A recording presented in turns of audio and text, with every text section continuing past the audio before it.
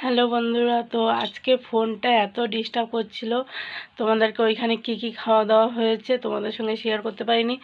বাড়িতে এসে ফোনটা সারাই করতে গেছিলাম, তার জন্য সারাই করতে গিয়ে তার মধ্যে দিয়ে কেক টেক কিনে নিয়ে চলে এসেছি রাত্রি 12টার সময় সারপ্রাইজ দেবো বলে। তার জন্য তো সমস্ত কিছু কেনাকাটা হয়ে গেছে, ফোনটাও সারিয়ে নিয়ে এসে তোমাদেরকে কিছু দেখাতে পারিনি।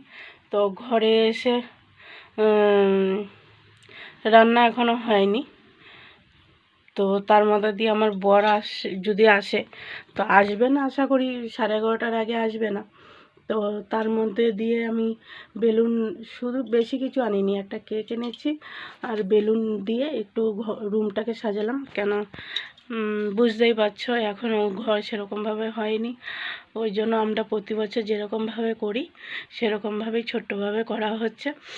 আর সামনের বছর ধরে ঘরটাও কমপ্লিট হয়ে গেলে সামনের বছর ধরে সাজানোর জায়গা থাকবে, তখন অনেক কিছু করা যাবে। তো ছোট্ট ঘরের মধ্যে ছোট্টভাবে কীভাবে অনুষ্ঠানটা আমরা করি, কীভাবে মানে আমার বরকে সারপ্রাইজ দিই, চলো তোমাদেরকে শেয়ার করব। চলো সাজিয়েছি কীরকমভাবে ব্যাক ক্যামেরায় দেখাই, ঠিক আছে? ওইটাই আমার কাছে অনেক কিছু।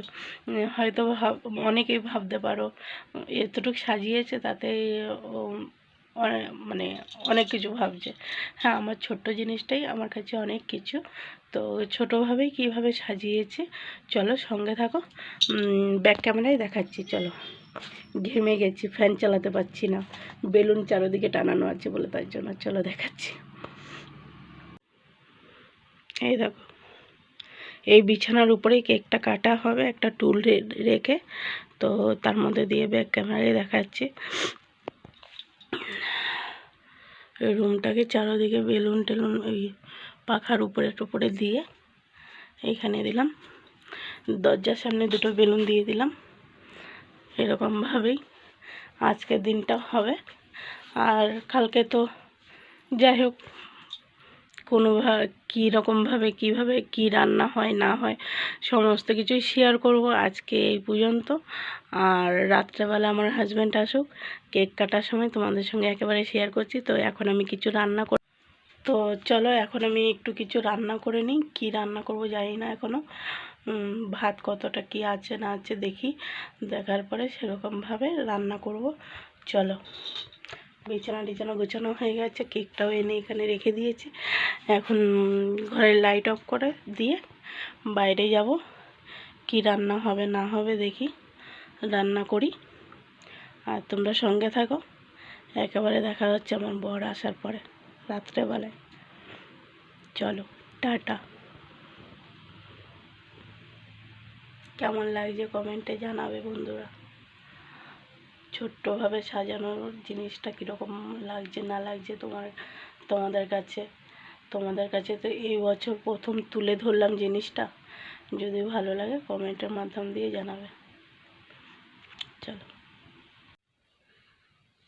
কেকটা থাকে কালকে সকালে দিদিদেরকে নিমন্ত্রণ করেছে।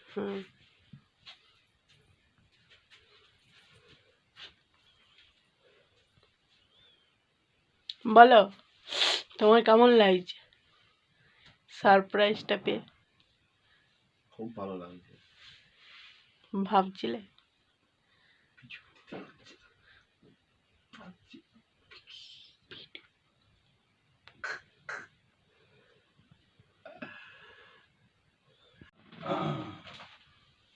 হ্যাপি বার্থডে টু ইউ নাকি? Happy birthday to you. Happy birthday to you. Happy birthday to you. বাবা বার্থডে টু ইউ। হাতে করে দাও, সুখে থাক, বেঁচে থাক মা, তোর বেঁচে করে হাতে করে দাও।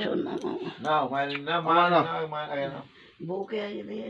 আরে তুমি নাও, তুমি এগুলো দাও না, বাবাকে বলে দিদি।